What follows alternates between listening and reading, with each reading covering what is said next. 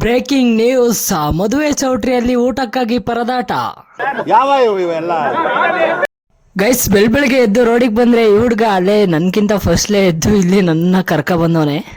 Video ಮಾಡ್ತಿದ್ದೀನಿ ಅಂತ ಗೊತ್ತಾಗಿ ವಿಡಿಯೋಗೊಂದು ಆಯ್ ಹೇಳ್ಬಿಟ್ಟು ಅವನು ಬರಕೇಳೆ ದಿವನಲ್ಲ ನಮ್ ಜೀವ ಅನ್ನೋ ಮನೆಯೊಳಗೆ ರೆಡಿ ಆಗ್ತಾವನೆ. No comments. ಆಗ್ಲೇ ಬಂದ ನೋಡಿ ಗೈಸ್ ನಮ್ ಜೀವನ್. ಇವನ್ ಎಂಟ್ರಿ ಏನೋ ಸಖತ್ತಾಗಿತ್ತು, ಆದ್ರೆ ಇವನ್ ಮಾತಾಡಿದ ರೀತಿ ಇನ್ನೂ ಚೆನ್ನಾಗಿತ್ತು ನೋಡಿ ಗೈಸ್. ಟುಡೇ ಫುಲ್ಲು ಪ್ರಾಕ್ಟೀಸ್ ಇರುತ್ತೆ. ಬರ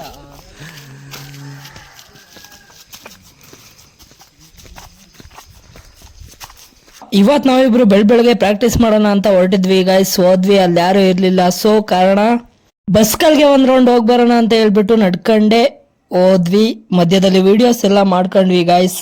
ಈ ಕಣ್ಣಲ್ಲಿ ಇನ್ನೀ ಏನೇನ್ ನೋಡ್ಬೇಕು ಕಾಣೆ. ಮತ್ತೆ ಮನೆ ತಗ ಬಂದಿದ್ದಕ್ಕೆ ಇವರಿಬ್ರು ಹಂಗೆ ಹೇಳ್ತವ್ರೆ.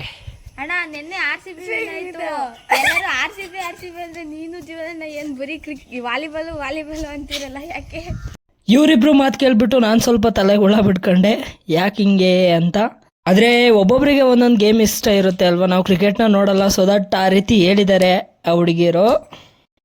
ಅಲ್ಲಿಂದ ನಮ್ಮ ಪಾರ್ಟ್ನರ್ ಕಾರ್ನ ಹತ್ಬಿಟ್ಟು ಇವತ್ತೊಂದು ಮದ್ವೆ ಪ್ಲಾನಿಂಗ್ ಇತ್ತು ಗೈಸ್. ನಮ್ಮ ನೆಂಟ್ರದೊಂದು ಮದ್ವೆ ಇದ್ದಿದ್ ಕಾರಣ ಕಾರಲ್ಲಿ ಮದ್ವೆಗೆ ಹೊರಟಿದ್ವಿ. ಆಯ್ತು, ಆಮೇಲೆ ಮದ್ವೆಗೆ ನಾವು ಹೋದ್ವಿ ಗೈಸ್. ಹೋದ ತಕ್ಷಣ ನಾವು ಗಂಡು ಹೆಣ್ಣು ನೋಡಕ್ ಹೋಗ್ಲೇ ಇಲ್ಲ. ಫಸ್ಟ್ ನಮ್ಮ ಹೊಟ್ಟೆ ಹಸಿತಾ ಇತ್ತು, ಹೊಟ್ಟೆ ತುಂಬಿಸ್ಕೊಳ್ಳೋಣ ಅಂತ ಊಟದ ಕಡೆ ಹೊರಟ್ವಿ ಗೈಸ್. ಊಟದ ಕಡೆ ನೋಡಿದ್ರೆ ತುಂಬಾ ಜನಗಳ ಸಾಗರವೇ ಇತ್ತು. ಆ ಜನಗಳ ಸಾಗರದಲ್ಲಿ ಈ ಸೀಟ್ ಎಲ್ಲಪ್ಪೋ ಸಿಗುತ್ತೆ ಅಂತ ಸ್ವಲ್ಪ ಯೋಚನೆ ಮಾಡ್ಬಿಟ್ಟು ಅಂತೂ ಇಂತೂ ನಮ್ಮ ಹುಡುಗರಂತೂ ಪ್ಲಾನಿಂಗ್ ಮಾಡಿ ಸೀಟ್ ಹಿಡ್ದಿದ್ದಾರೆ. ಫೈನಲಿ ಕಷ್ಟಪಟ್ಟು ಬೆವರರಿಸಿ ಸೀಟ್ ಹಿಡ್ದು ಅಂತೂ ಊಟ ಮಾಡಕ್ ಕೂತ್ವಿ ಗಾಯ್ಸ.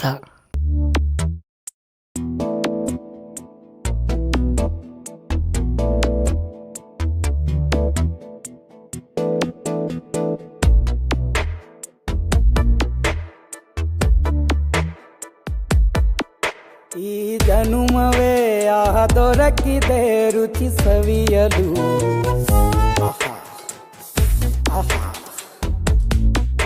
ಈ ಜಗವಿದೆ ನವರಸಗಳ ಉಣಬಡಿಸಲು. ಬಿಸಿ ಬಿಸಿ ಇದೆ,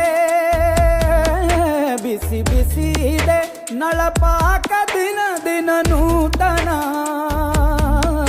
ಈ ಬಿಸಿಯುವಾರುವ ಮೊದಲೇ ಎಲ್ಲರ ಜೊತೆಯೇ ಮೆಲ್ಲುವ ಕಲೆಯ ಜೀವನ ಜನುಮವೇ.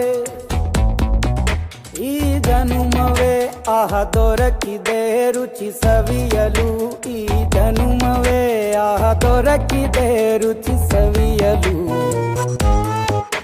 ಈ ಜಗವಿದೆ ನವರಸಗಳ ಉಣಬಡಿಸಲು. Special one. ನನ್ನ ತಟ್ಟೆ ನೋಡಿ, ಅವನ ತಟ್ಟೆ ನೋಡಿ ಗೈಸ್. ಒಂದೇ ಒಂದು ಅಗ್ಲು ಅನ್ನ ಬಿಟ್ಟಿಲ್ಲ, ಆ ಥರ ನುಂಗೋನೆ. ನನ್ನ ತಟ್ಟೆ ನೋಡಿ, ಅವನಿಗೆ ಅವನಿಗೆ ಅವನೇನೋ ನುಂಗೋದ್ರಲ್ಲೇ ಅದನ್ನೇ. ಅಲ್ಲಿಂದ ಊಟ ಎಲ್ಲ ಮುಗಿಸ್ಬಿಟ್ಟು ಕೈ ತೊಳ್ಕೊಂಡು, ಇವನ್ ಕೈ ತೊಳಿರಿ ಅಂದ್ರೆ ಇಲ್ಲಿ ಮುಖನೇ ತೊಳಿತಿದ್ದ ನಮ್ಮ ಪಾರ್ಟ್ನರು. ಬಿಟ್ರೆ ಅಲ್ಲೇ ಬಿಸಿನೀರು ಬಂದಿದ್ರೆ ಸ್ನಾನನೂ ಮಾಡ್ತಿದ್ದ ಅನ್ಸುತ್ತೆ, ಗೊತ್ತಿಲ್ಲ ಗಾಯ್ಸ.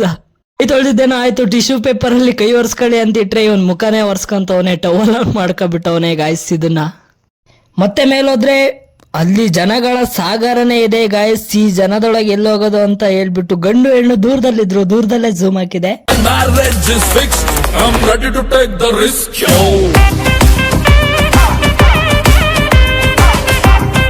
ನಾನು ವಿಡಿಯೋ ಮಾಡೋ ಗ್ಯಾಪಲ್ಲಿ ನಮ್ಮ ಹುಡುಗರಂತೂ ಇಲ್ಲೂ ಸಹ ಸೀಟ್ ಹಿಡ್ದವ್ರೆ. ಅಷ್ಟು ಜನದೊಳಗೆ ಇವ್ 3 ಸೀಟ್ ಎಲ್ಲಿ ಸಿಕ್ತು ಅಂತ ಗೊತ್ತಿಲ್ಲ.